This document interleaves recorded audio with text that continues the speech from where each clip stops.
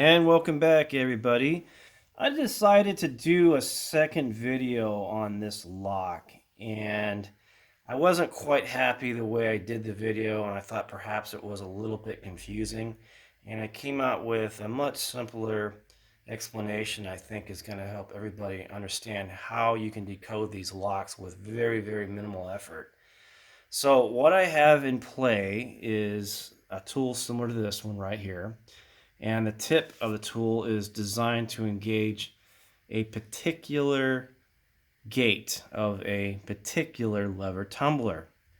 And once you have it in place, you'll be able to actuate the lever tumbler up and down. You just got to make sure that you keep it in the same plane, otherwise it may fall into the tumbler above or the one below, if should there be one. But in this case, this tool is trapped in lever tumbler number 3. And yes, I've already made a key for this lock and I've already decoded it. It's not what this is really about. This is just me giving you guys a better explanation of how I do this. So yes, I'm using the profile of the keyway as a determination for reading the positions of the lever tumblers relative to one another. And if you remember from my prior video, I made little black marks, and wherever that thing should fall, I can say, okay, that's the same as the other lever tumbler, and that process worked. But I wanted something a little bit more scientific and something repeatable. And the keyway, you might argue, well, sometimes they're stamped off a little bit, sometimes they're different, sometimes the pin on the keyway itself, the key pin, is sometimes stamped differently, and I'll give you guys that. But these locks have sufficient allowances or tolerances in the between the gates and the fence that I believe that this technique is going to work for all of these locks. And it's just a case of, did SLAYMAKER improve the tolerances with later locks? And I suspect they did, because if you look at this technique from what I discovered, there's only 4 depth cuts for each lever tumbler. And I don't believe that. I seem to remember that there is actually more depth cuts than that. And I think it's just a case of, when did SLAYMAKER change the tolerances on their locks?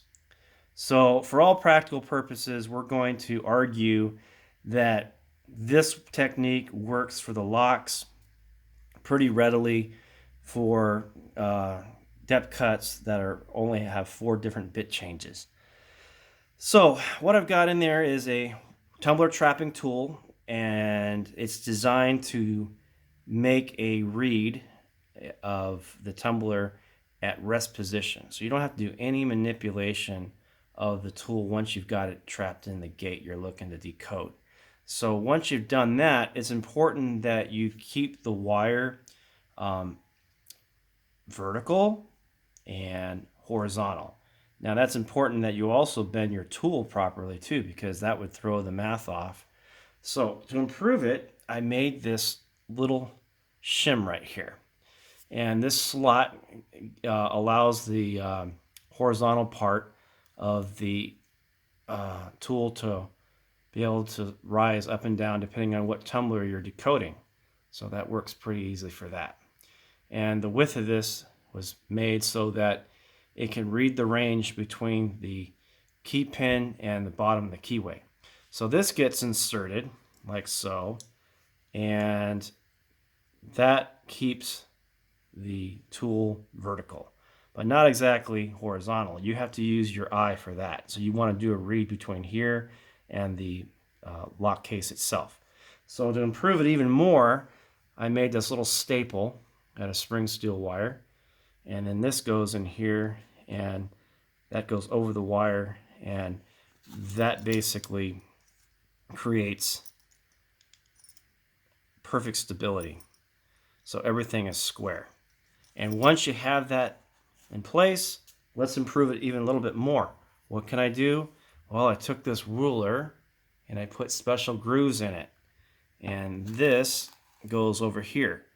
So what I'm using is the bottom of the circle where it transitions, or the corner, if you will, where it transitions between the circle and the flat part of the bit. So that corner right here gets lined up with this corner.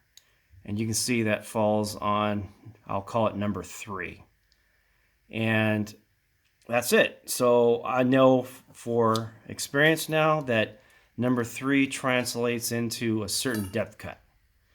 And if it goes any higher, then that's even a more of a shallow depth cut. So the more the wire is further up, the more shallow the depth cut needs to be. And the further the wire is down, the more cut on the bit has to be made. So that's it right there. And that's how you can decode these locks, just using a very scientific means of using the keyway and making some very careful observations.